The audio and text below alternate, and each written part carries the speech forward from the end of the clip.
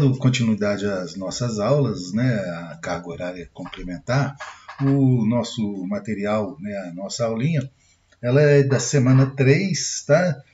E a gente vai continuar ela na semana 4, tá? Então, a carga horária, né, complementar para o segundo ano, eu sou o professor Beto, e nós temos o tema, né, é o período imperial, 1822 a 1889. Lá no nosso PET está falando a respeito de caricaturas, né? E nós preferimos aprofundar um pouco mais aí no tema e trabalhar o período imperial. Nós já vimos, né, na terceira semana, né, na semana 3, esses primeiros slides, né, quando eu expliquei o período, né, de quando começa até onde termina, quais as suas divisões, e nós estudamos na terceira semana o primeiro reinado, né, o reinado de Dom Pedro I, de 1822 a 1831. Tá? Então já foi dada essa aula, né, esse primeiro slide aí, nós falamos a respeito dele na semana 3. Tá? Esse segundo slide, continuando aí no primeiro reinado até chegar à abdicação de Dom Pedro I. E nós vimos então que existia um problema, né? O filho de Dom Pedro I tinha apenas 5 anos e ele não poderia assumir o império, já que a Constituição brasileira falava que o imperador deveria ter no mínimo 18 anos. Então a solução encontrada, né, e a gente começa então a nossa semana agora, que foram as chamadas regências. Tá? Então o Brasil passa por um período de 1831 até 1840, sendo governado por regentes. Né? O Dom Pedro I havia ido para Portugal, o seu filho ficou no Brasil, porém não tinha idade suficiente para assumir, né, o império. Então, a solução encontrada, as regências.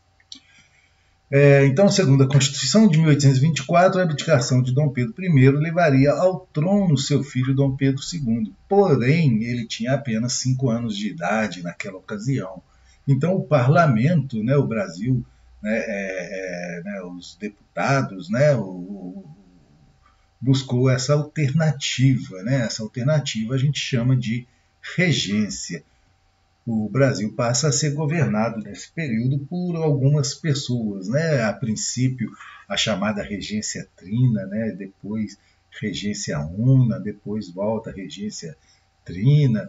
Então, o período regencial durou de 1831 até 1840 e foi marcado por grandes conflitos regionais e por grandes disputas políticas, né? Para se chegar ao poder, né? Já que existia ali, né, uma vacância do poder, né? O poder não estava na mão do imperador. Então, muitos conflitos regionais e principalmente disputas políticas. Né? Os grupos políticos eles se dividiam entre 3 grupos principais, né? Os chamados liberais exaltados, que eram favoráveis ao federalismo, né? Uma maior autonomia das províncias, né? Uma diminuição da centralização, né, do poder, né, acabar com a centralização do poder.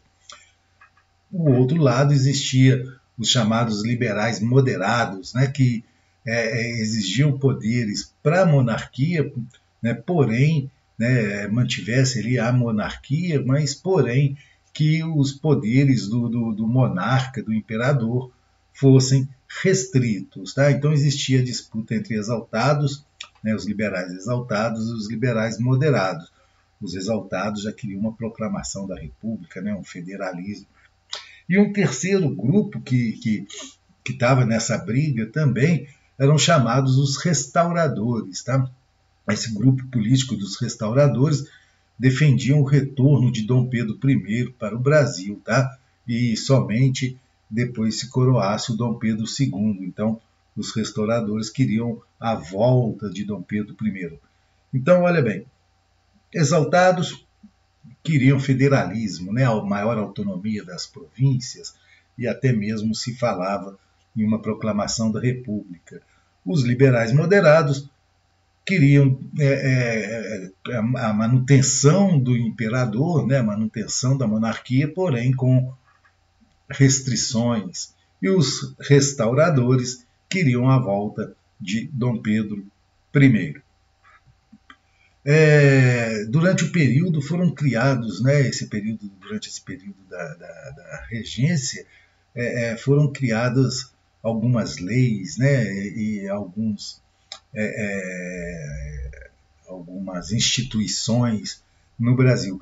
Foi criado o Código de Processo, né, Criminal, a Guarda Nacional, né, aquela Guarda Nacional que era comandada pelos grandes latifundiários, pelos grandes fazendeiros, né, que acabavam recebendo o título de coronel. Foi criado o ato adicional, né, dando maior poder às assembleias regionais, né, aos representantes regionais. A Lei Feijó, né, criada lá durante o período do Padre Feijó, que o Padre Feijó foi o regente, que abolia o tráfico no papel, fazendo, entretanto, vista grossa para que ele não existisse na prática. Tá? Então foi criado também, né, a chamada Lei Feijó. A instabilidade política, né, a cada período que se passava, aumentava, né, com a eclosão de diversos movimentos no Brasil separatistas, né, várias regiões no Brasil começam a fazer movimentos, né, revoltas, querendo se separar do país, né? Então ocorre ali algumas revoltas separatistas, né, que aos poucos vão sendo controladas. Na preocupação, né, que a elite brasileira, né, e os grupos dominantes na política nacional de garantir, né, essa unidade territorial, de garantir que o Brasil não se dividisse como os países que estavam se formando na América, né, os países ex-colônias, né, da Espanha, os liberais e conservadores, né, até porque aí os restauradores já tinham quase que se extinguido, né, por não ter alcançado seus objetivos, fizeram uma manobra constitucional. Né? Então aquela elite brasileira, aquele grupo, né, que dominava o cenário político nacional, os liberais, os conservadores, e até mesmo aqueles que se designavam como restauradores, eles vão se unir, né, em torno de uma ideia, né, que era aclamar Dom Pedro II por meio de um que a gente chama golpe da maioridade. Né? Lá em 1840, o Dom Pedro II vai ser emancipado, né? Ele vai poder, dessa forma, né, sendo emancipado aos 16 anos de idade, mais ou menos, ele vai poder assumir o trono brasileiro. Essa manobra política, né, em que leva Dom Pedro II ao poder, a gente chama então de golpe da maioridade. Né? E quando existe esse golpe da maioridade, Dom Pedro II assume o governo no Brasil e vai começar então o segundo reinado, né, que é o reinado de Dom Pedro II. Né? Então nós tivemos o reinado de Dom Pedro I, as regências, né? Dom Pedro I vai abdicar, depois vem as regências vai terminar, né? O período regencial vai terminar com o golpe da maioridade, e dessa forma começa o segundo reinado no Brasil. Com o golpe da maioridade teve início o período conhecido como Segundo Reinado, que vai até 1889. Né? Em 1889 vai haver no Brasil a proclamação da República. Então, o governo de Dom Pedro II vai de 1840 até 1889.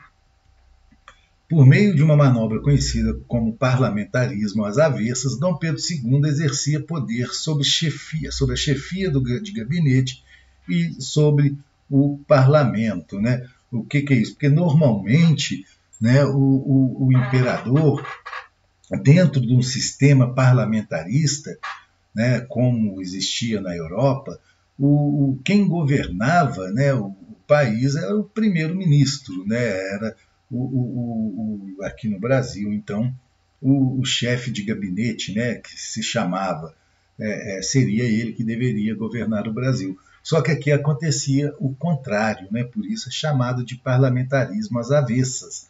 Quem governava era o imperador, porque ele tinha poder tanto sobre o chefe de gabinete quanto sobre o parlamento, tá? Então, o parlamento, né, o parlamentarismo às avessas, né, que ocorria aqui no Brasil.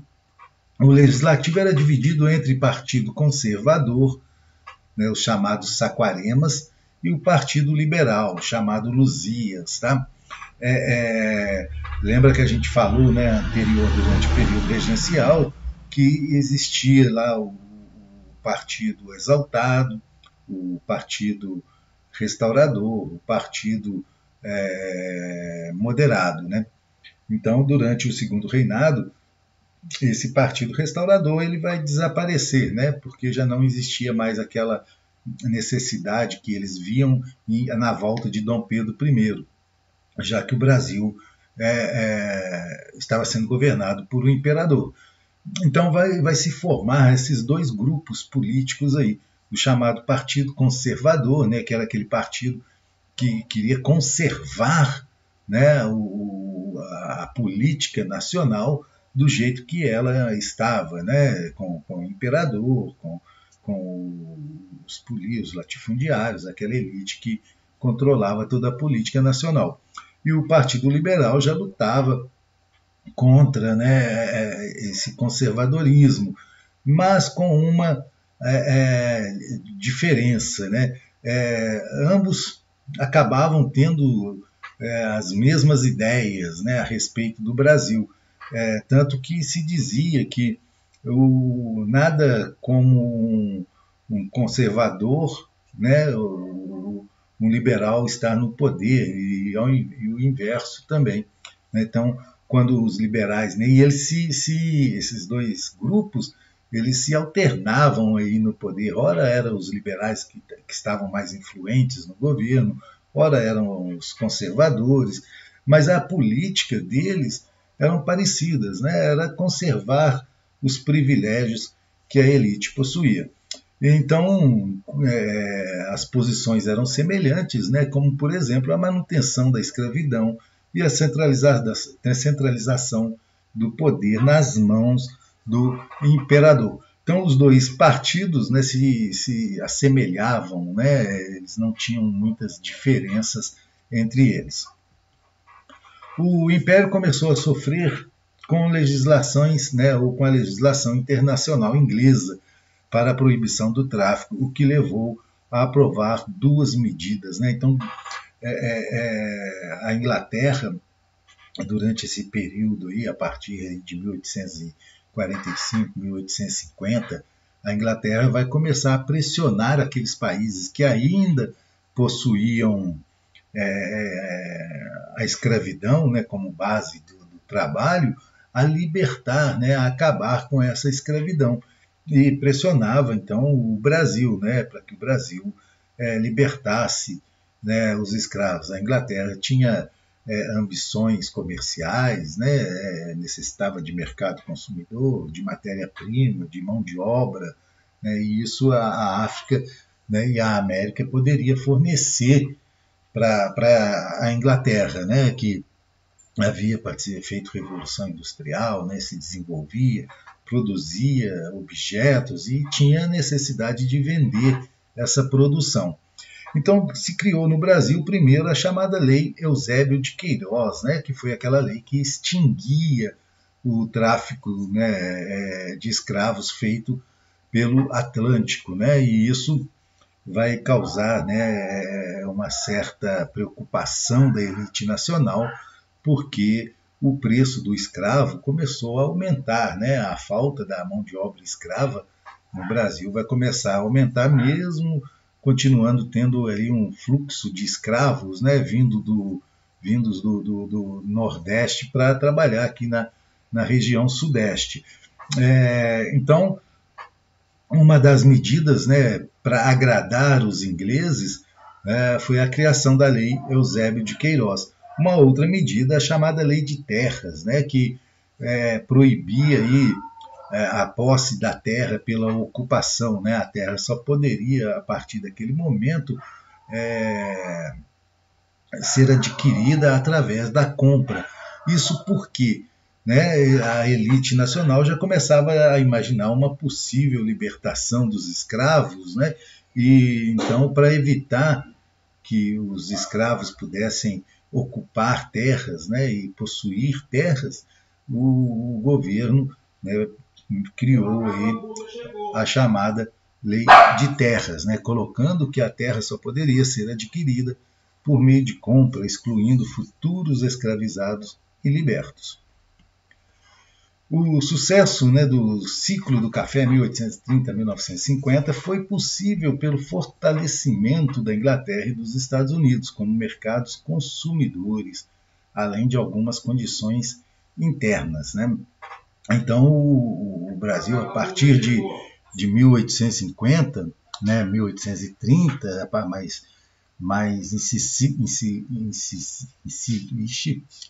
mais fortemente falando, né, vai começar a plantar, né, a colher café e exportar principalmente para a Inglaterra e para os Estados Unidos. Tá? Então, a abertura de caminhos que ligavam o litoral ao interior, passando pelo Rio de Janeiro, pelo Vale do Paraíba, do Rio de Janeiro, a disponibilidade de terras herdadas da política de vigilância na época do ouro, né, que ainda existia, o sistema de transporte também, que foi modernizado com a instalação das ferrovias a partir de 1850. Então, tudo isso favoreceu, né, o crescimento e o desenvolvimento do ciclo do café no Brasil. Tá? E isso vai fazer com que o país comece a se desenvolver, né? O que futuramente aí vai levar à libertação dos escravos. Nas próximas aulas, né, nós ainda vamos falar um pouquinho a respeito aí do fim do Segundo Reinado, né, como que vai, né, as questões que levaram aí à queda da popularidade do Dom Pedro II e, finalmente, a proclamação da República. A gente fica, né, por aqui, né? Eu peço para que vocês se inscrevam aí no canal, né, no canal Recorte Histórico, e também nos sigam lá no Instagram, né, no @recorte_histórico. Um abraço a todos, né, e até a nossa próxima aula.